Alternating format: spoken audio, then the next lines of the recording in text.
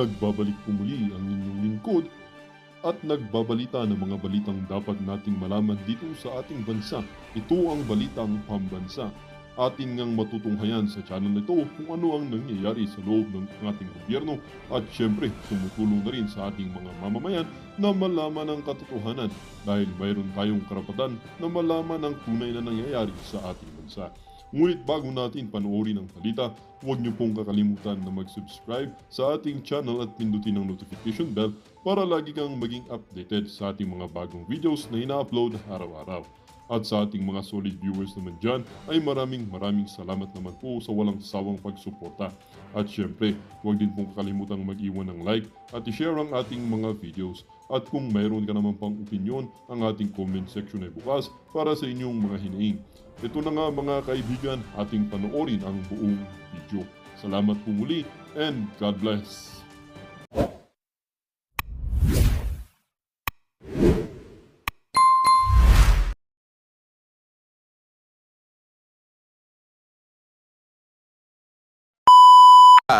Kahit ano pa ang katayuan o estado ng isang individual.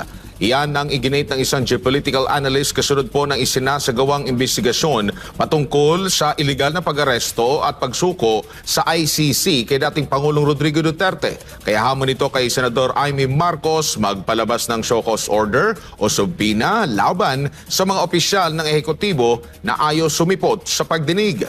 Narito ang balita ni Verhil Parba. Naku. Hinamon ngayon ng isang geopolitical analyst si Senadora Amy Marcos na padalhan ng subpoena o show cause order o di kaya warrant of arrest ang mga executive official na ayaw dumalo o tumangging humarap sa kanyang ginagawang pagdinig sa Senado kaugnay sa iligal na pag-aresto kay dating Pangulong Rodrigo Roa Duterte. Ayon kay Professor Ana Malindugoy, dapat maging patas ang Senado at walang pinipiling personalidad kahit ano pa ang katayuan o estado ng isang tao.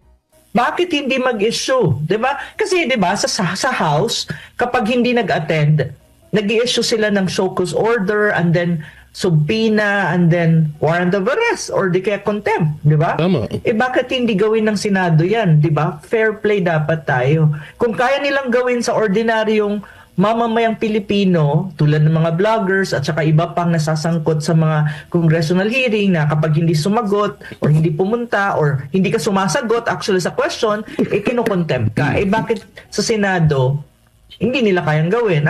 Yan nga yung yan yung isa sa pinaka nakakatangang pangyayari. Na kung totoo man yan, kung yung mga vlogger nga 'di ba? Kino-contempt yung si Attorney Lopez kinontem, si Colonel Grijaldo ikinontem.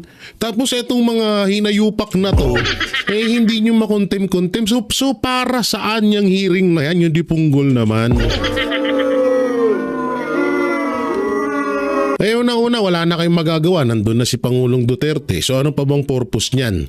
'Di ba? Ang purpose niyan is mabisto ang kagaguhan na ginawa. So ngayon, pag alam nyo nang nagsisinungaling, so karapatan nyo at deserve nung nagsisinungaling na tao na yun na i-contempt siya. Ganun yun. Kung ganyan ng ganyan, paulit-ulit, sige lang, hearing, tapos bandang uli, walang na, no? Tapos yung mga hindi nga pupunta, ayaw patawan ng no show, ano ba yung sinabi nun? No cause order. 'Di ba? Show cause order pa lang tawag doon.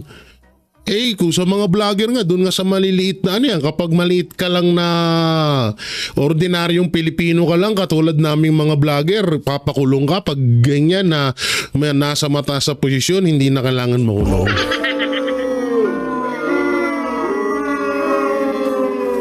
Parang ano naman 'yun, parang nakakagago naman huwa tayo. Parang ano naman yun, parang hindi naman ata pwede yung ganun. Kaya anak ng teting porket ba DOJ, DILG, porket 2-star general, porket general, porket hindi na pwede yung show cause order. Pero pagdating sa mga vlogger, okay lang, patay tayo diya. challenging the Senator Amy and the whole Senate, why don't you issue also the same courtesy dun sa hindi Tama. sumisipot sa hearing nyo? Kasi Sinabi pa ni Uy na halatang takot ang mga opisyal na humarap muli sa Senado dahil sa naunang hearing ay nagkalat at naglaglagan ang mga ito. kasi takot sila. Nagkalat talaga eh. Hindi totoo yun ha. Hindi promise ha yung nangyari na yun. Sobrang sampal sa mukha nila yun. Hindi alam nyo ha, eto na lang ha. Kapag katapos ng termino ni Marcos, hindi ko na lang alam talaga kung may maipapakita pang kakapalan ng muka yung mga yan. Baka nga biglang magtago na lang sa ibang bansa itong mga to sa sobrang kaihiyan dito sa Pilipinas. Hindi isipin nyo maigi. Lahat ng katarantaduhan, kabubuhan, kasinungalingan, nasabi nyo dun sa hearing. So ngayon, kaya siguro hindi rin sila nagpapakita dyan, hindi sila umatin sa pangalawang hearing, is dahil na-realize nila na, ay tanga pala tayo. O baka na-realize nila na parang nilalaglag natin yung mga sarili natin ha. Hindi alam nyo ito nakakaawa din tong mga to kasi nga talagang gamit na gamit sila. Akala nila siguro sila lang ang nakakagamit. Sila lang yung nakakagamit sa administrasyon. Parang ang nasa isip nila, ay okay lang kasi nagagamit ko naman si Marcos eh. Ay okay lang kasi kasi napapakinabangan ko naman si Marcos. Napapakinabangan ko naman yung gobyerno. Pero ang totoo niyan, sila yung pinapakinabangan ng gobyerno. Alam niyo kung bakit? Lahat ng nangyayari dito, bukod sa isisisi to kay malamang sa malamang pagdating ng panahon, lahat ng kabulastugan, ang mapuputukan dito, yan sila Remulla, yang si Torre, yang si Fajardo. Yan sila yung mga mapuputukan ng lahat ng kailangan dapat nilang pagdusahan. Lahat ng mga kasinungalingan na ginawa nila. Alam nyo bakit? Nakala nyo pagtatanggol kayo ni Marcos, ulul! Ulul! Maghimunong ka dyan, dudong. Hindi totoo, hindi kayo pagtatanggol ni Marcos, ako na nagsasabi sa inyo. No? Kaya nga ginawa nga kayong mga puppet, tingnan nyo yung Congress. Lahat yan. Congress, Senate, yan, yung mga pulis na, yung lahat ng sumusunod kay Marcos. Lahat yan, puppet kayo ni Marcos. At pag dumating yung araw na panahon na para singiling kayo sa lahat ng katarantaduhan na ginawa nyo sa gobyerno, akala nyo ba si Marcos sa harap lahat niyan? Hindi, kayo ulul! Gani! Ayan ang hindi nyo naiisip. Akala nyo porket ay okay lang, nandiyan naman siya panghabang buhay. Lol, kung yung tatay niya hindi niya nagawa yun na panghabang buhay na nakaupo dyan eh. Si Marcos pa kaya na sobrang lagapak sa pulso ng buong Pilipino. Isip-isip ha. Kasi 'di ba, the first hearing ni Senator Amy, nakita naman natin kung paano nagkalat ang executive level. I mean, that's really the word. Nagkalat, naglaglagan, na very obvious na nagsisinungaling ang bawat isa at ini-invoke nila yung executive privilege na yun nga, na it's an executive privilege tapos nag-iiba-iba yung kanilang mga statement. So, makikita natin sa first hearing na very obvious na, alam mo yun, na may something wrong dun sa nangyari at talagang wrong ang nangyari na pag-aresto at pagkakadala sa dahig ng ating former president. So, Dagdag pa ng propesor na kung walang tinatago o kung nagsasabi man ng katotohanan ang mga opisyal ay dapat lamang na lumantad ang mga ito upang ipagtanggol ang kanilang mga sarili at bigyang linaw ang kanilang ginagawang pagpapaaresto at pagsuko kay dating Pangulong Rodrigo Duterte sa International Criminal Court o ICC sa The Hague, Netherlands. Ngunit para kay Attorney Salvador Panelo na dating Chief Presidential Legal Counsel na ang ginagawa ngayon ni Senador Amy ay pawang pakitang tao lamang. Yun naman talaga. Oye, pero totoo po yung sinasabi ni Attorney Sal. Yung pinapakita ni Amy Marcos ngayon, pakitang tao lang yan. Huwag nyo nga kaming gawing tanga. Huwag nyo nga kaming gawing tanga kayo. Hindi, totoo yan, alam nyo. Kasi nga, siguro, kasama to sa playbook. playbook ng mga Marcos, 'di ba? Na etong si Amy, ang mangyayari is mamamangka siya sa dalawang ilog, no? Para bandang huli may matira pa ring Marcos na kahit papano sang-ayunan pa ng mga Pilipino. Totoo yan. Ako talaga never talaga, hindi na talaga ako magtitiwala dito sa mga Marcos, promise. Lalong-lalo na to si Amy, alatado eh. Eto na lang Senator Amy. Ikaw yung chairperson diyan sa hearing na yan. Ikaw yung may pinakakapangyarihan dyan. Tinatarantado ka na ng harap-harapan ng ng tinatawag nilang 5 idiot. Pero hinahayaan mo lang. Ano yun?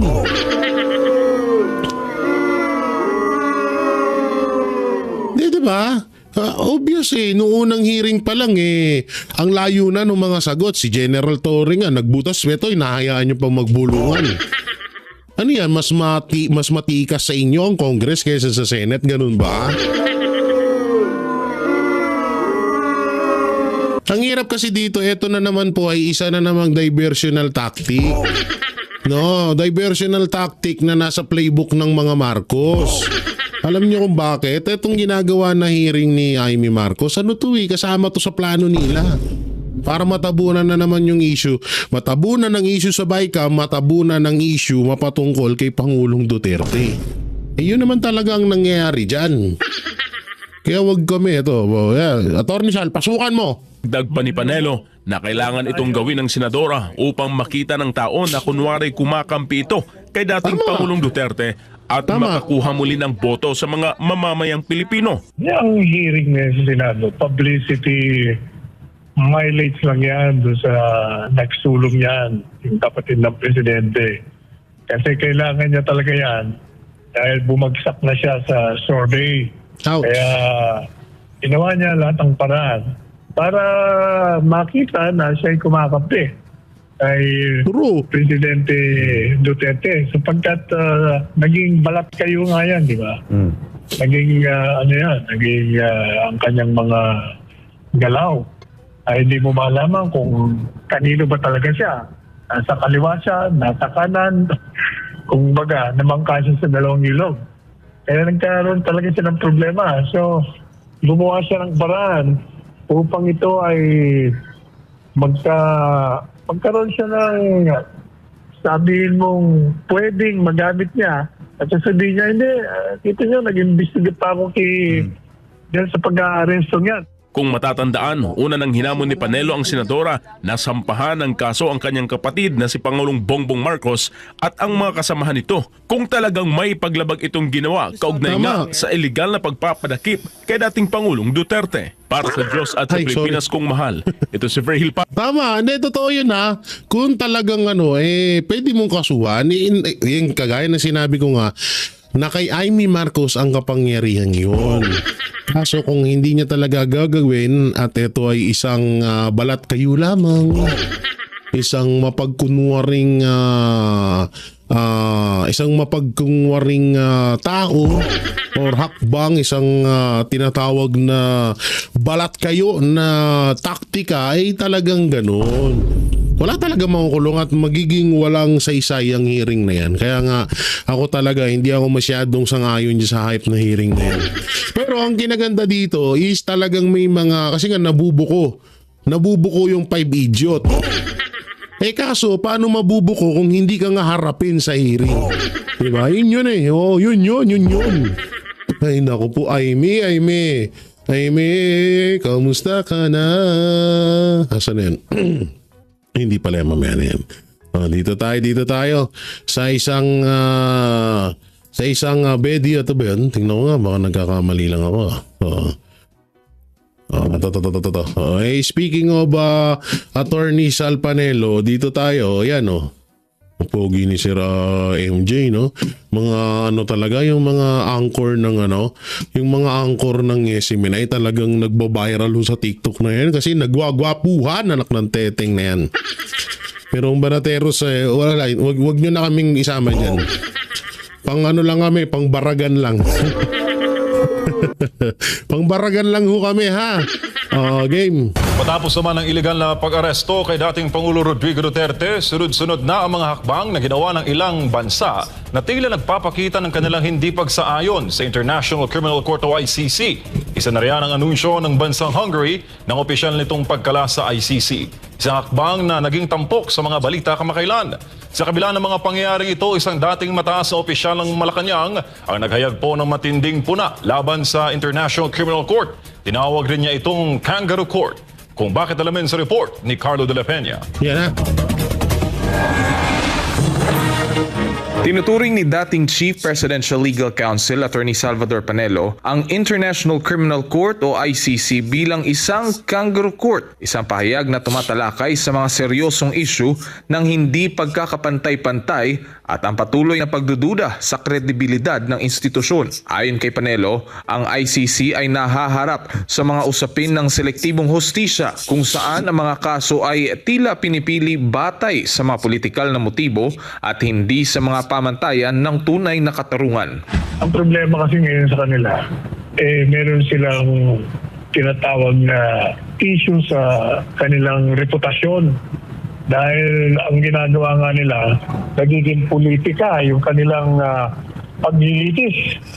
Kaya gusto nila ipakita na okay pa sila. Ayon kay Panelo, ang ICC ay tila nagsusumikap lamang na buhayin ang kanilang nawawalang kredibilidad bilang isang pandaigdigang institusyon sa pamamagitan ng paglilitis sa dating Pangulong Rodrigo Duterte na kasalukuyang nakadetine sa kanilang headquarters sa The Hague, Netherlands. Ayon pa kay Panelo, ang hakbang na ito ng ICC ay may layuning ipakita sa mundo na sila ay patuloy na may kakayahang magpatupad ng hustisya kahit na ang mga aksyon nila ay umiiwas sa tunay na mga pamantayan ng katarungan. Subalit, ang mga hakbang ng ICC ay hindi nakaligtas sa mga kritisismo. Isang halimbawa na lamang ay ang kasalukuyang issue ni Karim Khan, ang isa sa mga chief prosecutor ng ICC na may mga sariling kontrobersya at isyung kinakaharap na rin sa loob ng ahensya. Ang ganitong mga kaganapan ay lalo pang nagpapalakas ng duda sa kakayahan ng ICC na magsagawa ng patas at tapat na paglilitis. Kamakailan lang ipinahayag ng bansang Hungary ang kanilang opisyal na pagkalas sa ICC, isang hakbang na isang malakas na pahayag laban sa pagka-politikal na mga hakbang ng ICC. Ayon sa kanila, ang mga hakbang na ito ay naging mas politikal na at hindi na nakabatay sa makatarungang proseso. Kasama pa sa mga isyong kinakaharap ng ICC ang mga plano nitong mag-aresto sa mga kilalang leader tulad ni Israeli Prime Minister Benjamin Netanyahu at Russian President Vladimir Putin na mas lalong nagpapatibay ng kanilang aligasyong ang ICC ay hindi na tapat sa kanyang mandato. Kaso hindi nila kakayanin yun. Sila Putin, sila Trump, hindi nila kakayanin yun. Tanga lang talaga yung gobyerno natin dito na ibinigay si Pangulong Duterte sa ICC. Pero tignan nyo, si Putin, si Trump, bakit hindi isinusuko ng mismong bayan niya? Kasi nga, walang ganun. No, kapag wala ng jurisdiction yung tao, wala na kayong hindi na wala nang koneksyon. Ang ICC sa bansa mo, wala na talaga yun. No? Interpol yung putang ina. Katangahan na lang ho yun. Tingnan nyo, tingnan nyo yung mga, kaya nga, eto nga pinagtatawaran tayo ng ibang bansa kasi nga tayo lamang ang bansa na nagpaubaya na kunin ng mismong kababayan natin, mismong kalahi natin at ipaubaya sa mga dayuhan. Kaya nga pinagtatawanan tayo sa ibang bansa parang daw tayo na daw yung pinaka nakakatawang bansa sa buong mundo. Tingnan nyo kala Putin, hindi nila magawa kasi nga wala talagang ganun. Kaya nung inilabas nila yung warrant of arrest kay Russia President Putin, at hinimbita nila, pumalas din sila. Ano pa ngayon? Lahat kumakalas na sa kanila. European yan. Ha? Itinatag ang International Criminal Court o ICC sa pamamagitan ng Rome Statute, isang makasaysayang kasunduan na pinagtibay sa UN Diplomatic Conference of Plenipotentiaries noong Hulyo 1998 sa Roma. Ang layunin ng ICC ay maghatid ng katarungan sa mga pinakamabigat na krimen sa buong mundo, kabilang ang genocide, crimes against humanity, war crimes, at crime of aggression. Ngunit, sa kabila ng mataas na layunin, Diba? Okay. Kahit yung kaso ng tatay ni Marcos kasama dun. Kahit yung kaso ni Marcos Jr. kasama pa rin dun. Bakit hindi tino-turnover sa ICC si Marcos kung talagang pwedeng gawin yon? Kasi nga wala talagang ganon nga Panga. nito, nahaharap ang ICC sa matinding kontrobersya. Isa na rito ang mga akusasyong pinipili lamang nito ang mga kasong laban sa mga lider mula sa Africa na tinuturing na isang anyo ng selektibong hustisya. Bukod dito, kino-question din ito ng ilang bansa dahil sa umano'y panghihimasok nito sa kanilang pambansang soberanya na nagiging sanhi ng pagdududa sa tunay na layunin ng ahensya. Kaya talagang lahat gagawin nila para magkaroon sila ng magandang imahe. Sira-sira na nga sila. Yan ang katotohanan dyan. Sa kabila ng mga seryosong issue at kontrobersya na bumabalot sa International Criminal Court, ang kanilang kredibilidad ay patuloy na tinatanong. Ang mga akusasyon ng selektibong hustisya at ang pagpapakita ng politikal na motibo sa kanilang mga hakbang ay patuloy na nagiging hadlang sa kanilang layuning maghatid ng makatarungang paglilitis. Sa harap ng mga hamong ito, ang ICC ay nahaharap sa malaking pagsubok upang muling ibalik ang tiwala ng mga bansa at ng buong mundo sa kanilang kakayahang magsagawa ng tapat at walang kinikilingang proseso. Wala ewan ko na lang kung baka pati ang ICC yung katod ng sinabi ni Atty. Sal Panelo na politika na nga rin daw. Dapat tinatanggal na yan kasi hindi na nga alos nagkakalasan na yung mga nagtatag niyan Tapos ang pinakamasaklap pa rito, ganun na nga yung sistema nito, ganun na nga yung imahe nitong ICC na parang wala na sa iba.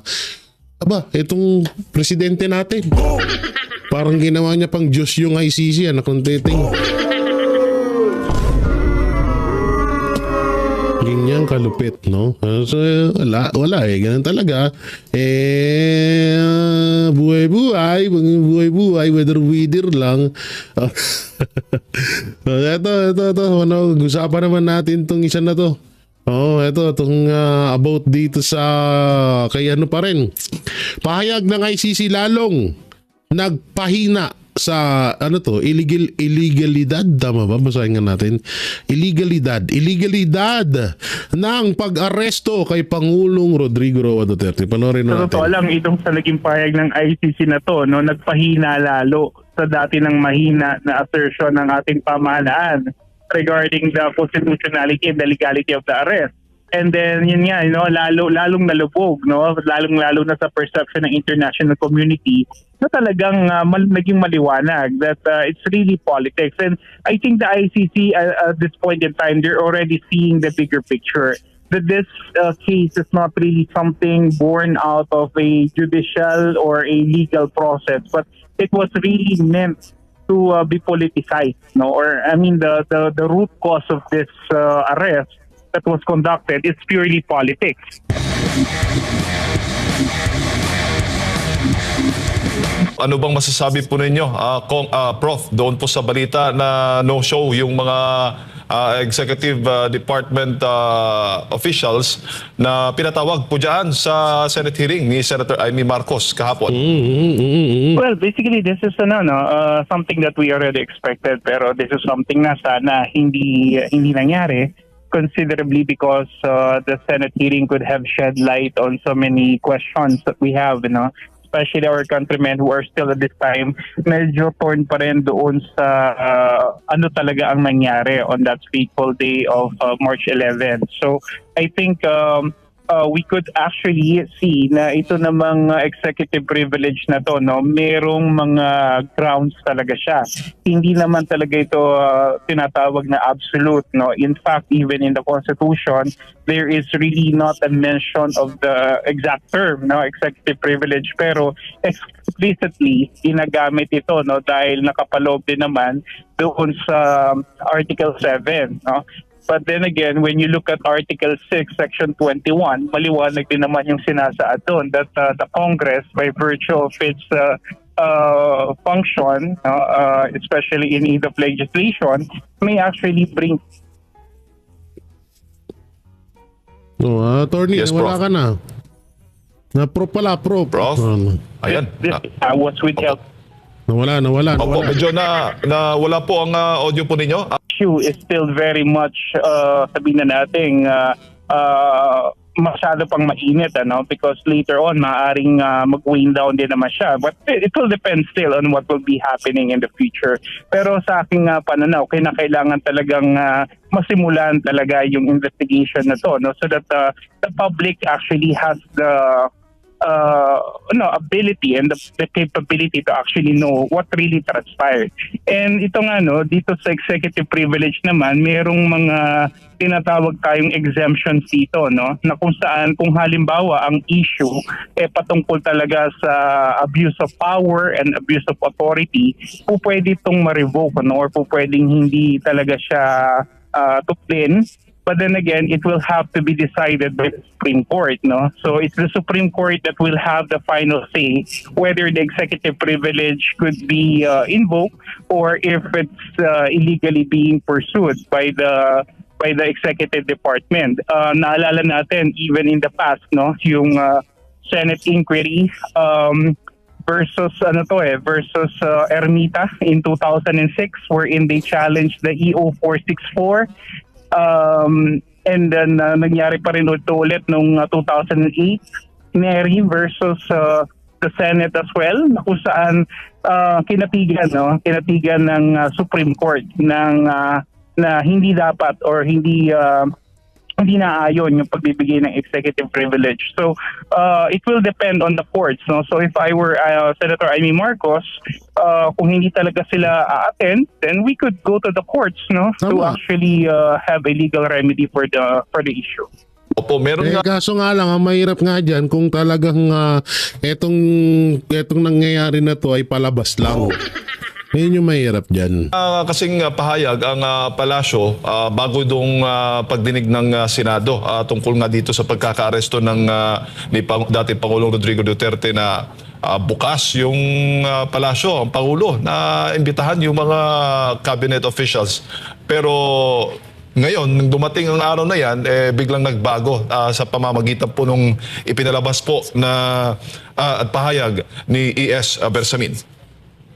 Yun nga, no, this is not something new with this administration. They're really very good at flip-flopping, no, at pabago-bago talaga ng statements, no. Kung maalala natin, in one interview, binanggit ni Secretary John Vic Remulla, no, that the arrest was actually a group effort, and then in the Senate inquiry, sinabi niya that they only acted on a certain rumor, no, about the president coming in. So, which talaga. And isa na sabi ko nga lagi, no, na itong mga pagdinig na to ng Senado, because they are under oath and they might be held for contempt, will actually provide a better avenue para malaman talaga natin yung katotohanan, because dito maaari talaga silang makasuhan, no, just in case they will be proven na nagsisinungaling sila under oath. And this could have been a good chance for the public to really understand the real scenario and what really happened during that day. Opo. Pero paano kung hindi talaga makikipag-cooperate ang ehekutibo sa mga investigasyon? Itong investigasyon nga. Dapat kasuhan na. Kaya tayo mga kababayan, itong ginawa ni Amy Marcos to ay isa to sa parte sa pangluloko sa atin, no? Kapag hindi kinasuhan ni Amy Marcos tong mga tao na to na ayaw humarap niya sa hearing, kasuhan dapat. O kaya i-contempt kasi lugi naman. Paano naman kami? Kami nga mga vlogger, pag hindi kami sumipot, kulong kami.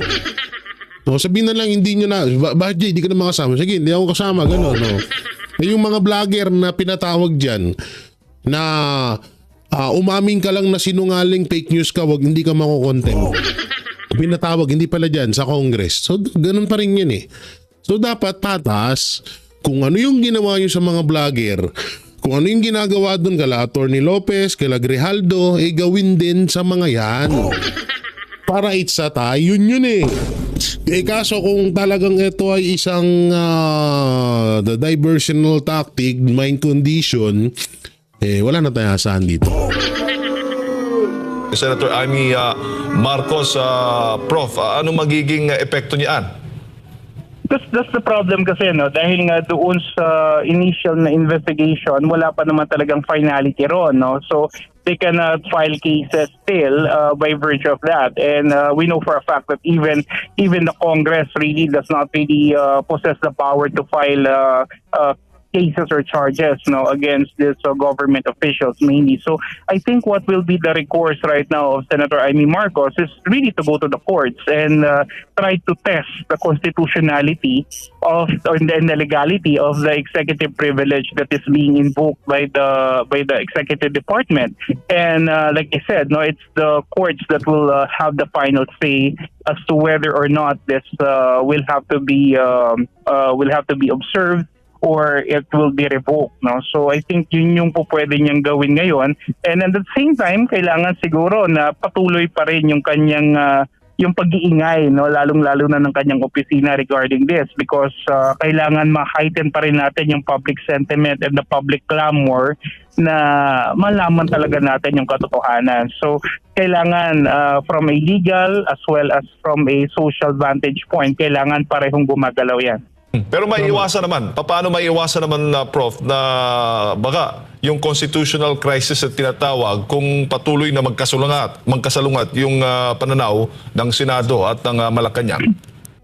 Yeah, that's why, yun nga, no, yun sa mga binanggit kong kaso kanina, doon kay Senate versus Ermita and Senate versus Neri, may mga provisions doon na inallow naman ng Korte Suprema. Meron din mga provisions na dinisallow din nila, no? So, I think at the end of the day, it will boil down to what really will be a good compromise for both the departments, no? Kasi, syempre, kailangan din naman nating tignan na ang executive privilege ay ginagamit to prevent yung tinatawag nating encroachment of power between the three branches, and at the same time para masiguro pa rin natin na may maintain natin yung separation of powers.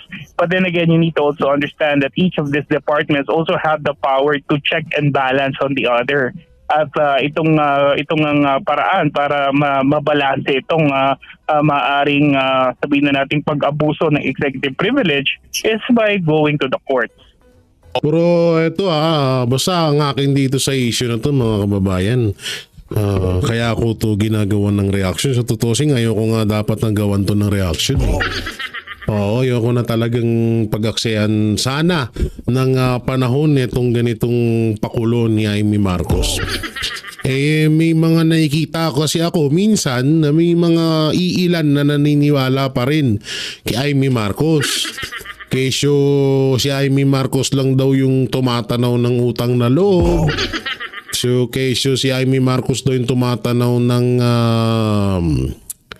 tawag dito, tumatanaw ng utang na loob sa pagpapalibing sa tatay nila. Utang na loob kung bakit naging presidente si Marcos Jr. ngayon. Alam nyo, naaawa ho ako sa mga kababayan natin na hanggang ngayon ay bulag pa rin. Bulag pa rin sila. Anak ng teting naman, mga kababayan, naloko na tayo nung una. Huwag mo naman nang sundan pa ulit. Hindi ka naman siguro tanga nga ni. Baka maging katulad ka ni Attorney Blurred na isa rin sa mga tanga nga ni. Huwag nang ganon. Anak ng teting. Obvious nang niloloko tayo dito sa usaping to para maliis yung issue sa BICAM. Tingnan nyo, pansinin nyo. Lahat ng issue na nangyari sa Pilipinas, na lahat ng issue ng administrasyon na ano sila, nabulaga sila, na nabisto sila sa katarantaduhan nila, lahat ho yun ay may kapalit na issue para mapagtakpan yun. So etong BICAM, hindi ko na isa-isahin, alam nyo naman na siguro yan. Hindi nila nagawang solusyon yung impeachment kay Vice President Sara Duterte para pagtakpan yung issue sa BICAM. Ang ginawa, pinadakip si Pangulong Duterte, dinala sa ICC. Ngayon, para mapagtakpan naman yung issue sa BICAM at pag-aresto kay Pangulong Duterte, eto naman yung ginagawa nilang issue, panakip-putas. Kaya nga tayo mga kababayan, wag na kayo magpautoyo, di punggol naman. Halos nagkamuti na yung mga obs nyo. Halos na namuti na yung mga buhok nyo sa ibaba. Ngayon magpapauto pa rin kayo. Bahala na lang ho kayo kung hanggang saan yung pagpapauto nyo, ha? Basta ang Banateros Brothers, paulit-ulit po kami nagpapaalala na kung nagbudol na kayo nung una, huwag kayong magpabudol ng pangalawa. Yun lamang. Pass away. Ay, sorry. Pass away. Buwis ito. Ito yung itong video na to, tama ba kung hindi ako nagkakamali, no? Oo. Pagiging politikal ng ICC dahilan ng pagkalas ng bansang Hungary. Ito na, ito yung sinasabi kong alam nyo yung ICC na yan, malapit na rin yan, yung sinasabi kong magpapaalam na. Mukhang magpapaalam na. So tuloy. Matapos ang Burundi at Pilipinas, may isa pang bansa sa Europa na nagdesisyon na ayaw na nilang maging miyembro ng International Criminal Court o ICC. Ayon sa political leader ng bansa, masyado na raw napopolitika ang ICC. Ang iba pang detalye ng balita mula kay Sara Santos. Sa isang press conference kasama si Israeli Prime Minister Benjamin Netanyahu nitong Huwebes, inanunsyo ni Hungarian Prime Minister Viktor Orban na kumalas na ang Hungary sa International Criminal Court o ICC. At ang dahilan, masyado na raw itong nagiging politikal. A Nemzetközi Büntetőbíróságról kell beszélnem. Magyarország úgy döntött, a magyar kormány úgy döntött, hogy kilépünk onnan. Meggyőződésünké vált, hogy ez egy politikai bírósággá alakult. Tehát az elmúlt évek... Alam nyo itong nangyari na pag-aresto ng ICC kay Pangulong Duterte. Naging malaking alerto to sa lahat ng bansa sa mundo natin.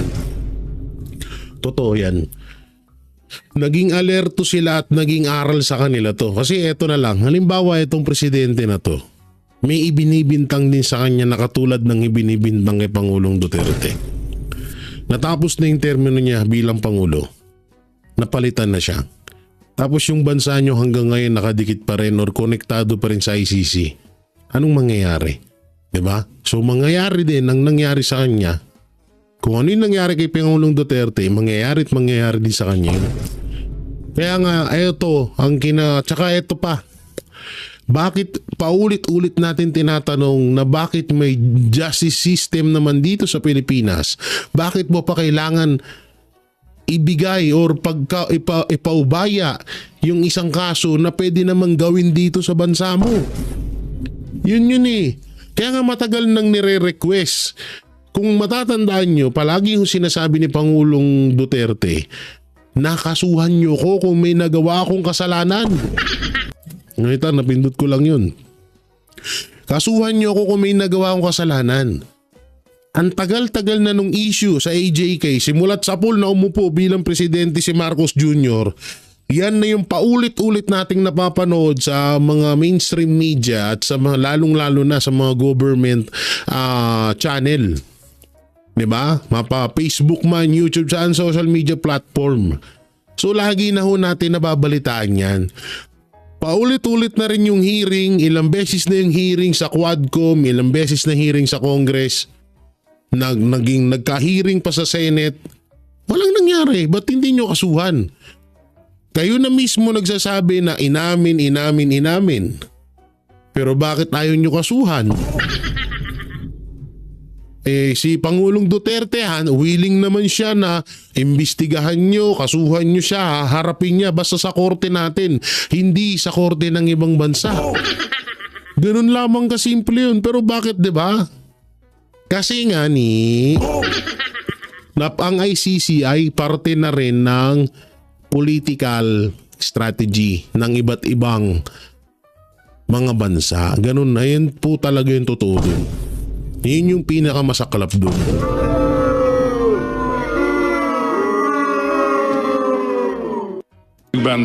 Ez most már nem egy pártatlan, nem egy jogállami bíróság, hanem egy politikai bíróság.